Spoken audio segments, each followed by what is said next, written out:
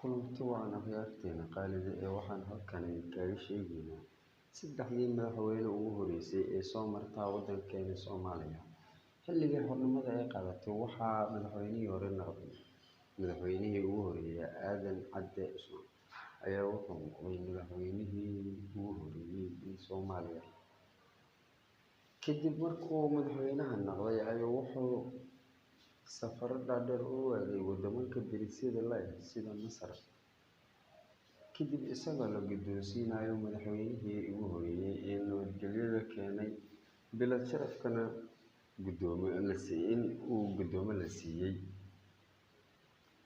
Kulanti wacan akhyaarteena qaalida waa madaxweynihii ugu horeeyay ee waddankeena Soomaaliya.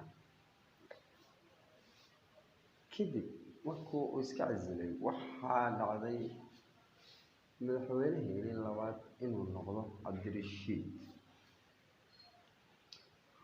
Waa kan isagoo socda oo kasoo degay diyaaradda Soomaaliya.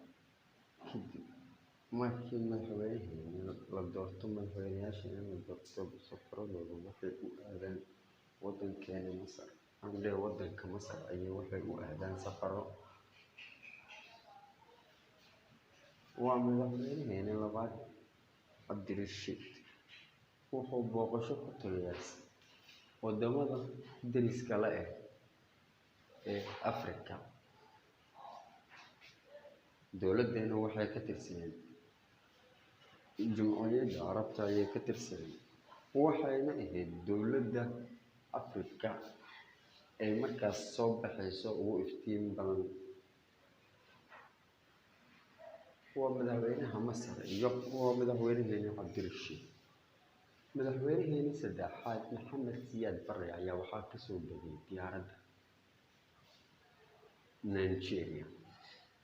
Anaga waxaan tigi safarada ugu aadi jiray madaxweynayaashii markay ay imaadaan asagoo ku imaaday diyaaradda flight Nigeria ayuu wuxuu ka degtay waddamada deriska.